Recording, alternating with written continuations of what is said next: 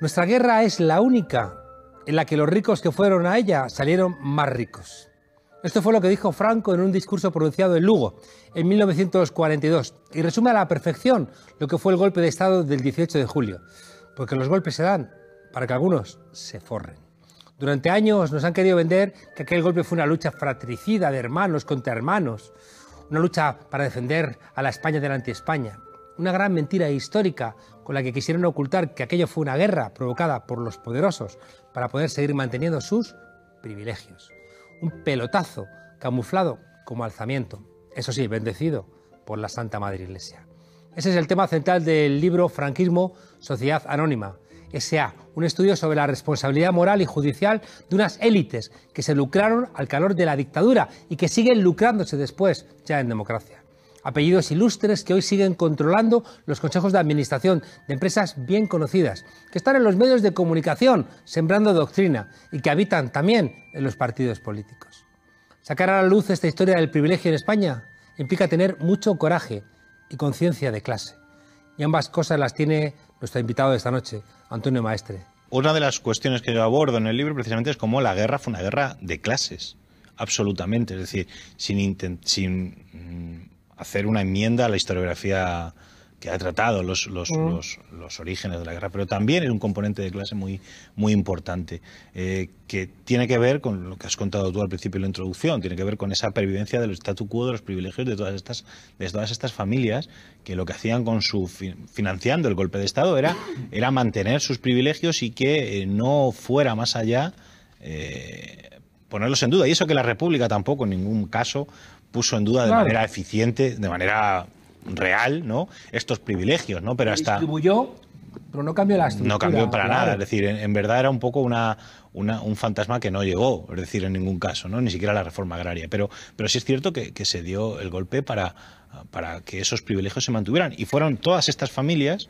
la familia Oriol, la familia Marc, los que financiaron el golpe y que luego pues siguen hoy en día, es decir, los Oriol, que están vinculados familiarmente hasta con Esperanza Aguirre, claro, pues ellos financiaron el golpe. Entonces, esta gente que son hijos de vencedores, ¿no?, y que su legitimidad es, para eso hemos ganado una guerra, ¿no?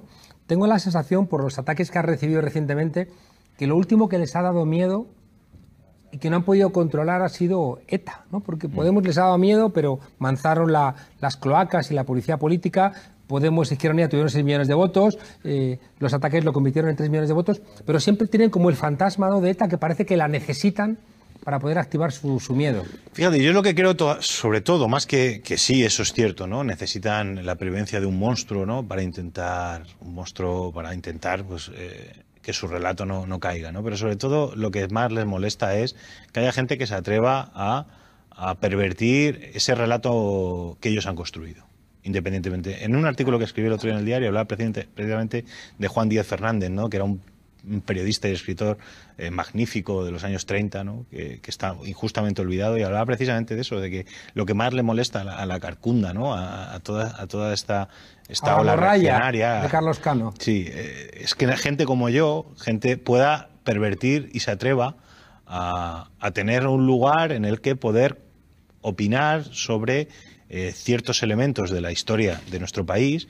que hasta ahora pues han sido o que habían sido socialmente mayoritarios, ¿no?, y que no se permite, ¿no?, Uno de las explicaciones del golpe de Estado en Bolivia es que las clases medias no toleraban compartir ese espacio de clase media con los indígenas, ¿no?, y que por tanto querían expulsarle. Y por eso el golpe de Estado fue una suerte de OPA, ¿no?, salvajemente hostil para saquear España. Claro, porque en el fondo cuando ellos instauran un régimen autárquico, lo que permiten es otorgar esos beneficios económicos solo a los que son de su clase, solo a los que han favorecido el golpe.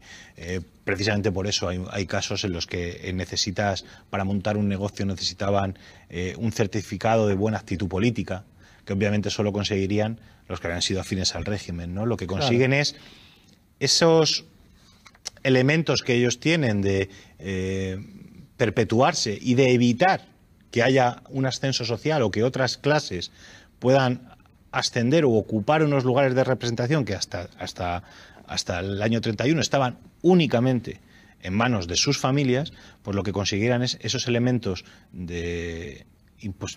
esas barreras, ¿no?, para imposibilitar ese ascenso, pues lo hacían desde la represión, ¿no? Y tenían más herramientas. Nos tenemos que ir.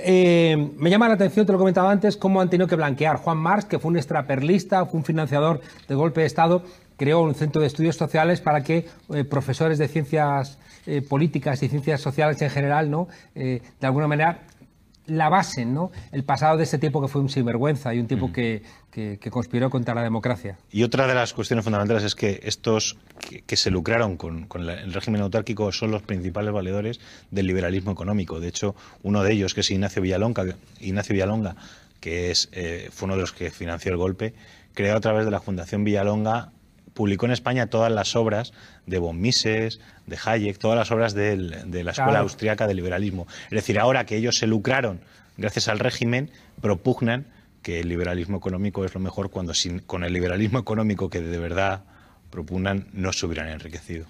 Pues para todos aquellos, ¿no?, que no quieren ni escuchar ninguna crítica de la transición, este libro recuerda que en Alemania sí que ha habido un proceso de reparación.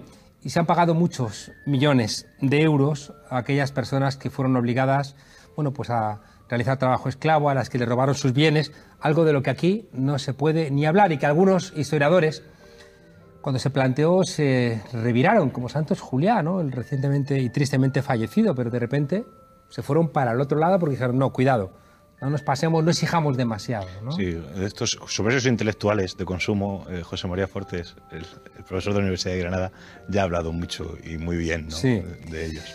Sí.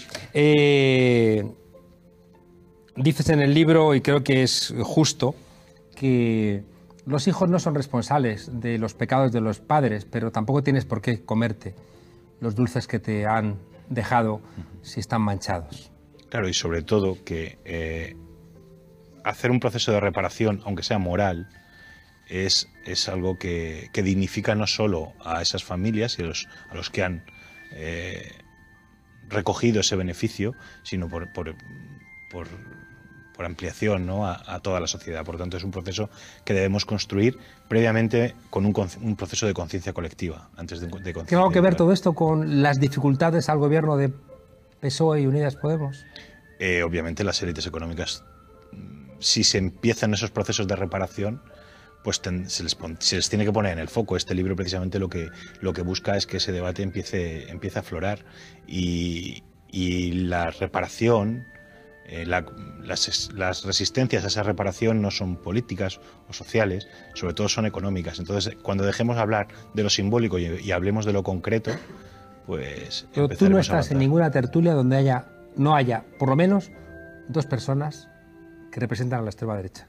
Te lo digo porque me pasa a mí también. Sí, no, seguramente, obviamente. Y que niegan todo esto. Si la izquierda tuviese más presencia en los debates públicos, seguramente tendría más presencia en el Parlamento. 44 años de la muerte de Franco y todavía queda mucho por restituir. Si quieren ustedes, desobedientes, leer un libro que les inquiete y que les ponga de mala leche, sobre todo, porque estos que nos dan lecciones vienen de enriquecerse robando durante la dictadura, lean Franquismo S.A. Gracias, Antonio. Muchísimas gracias, Juan Carlos.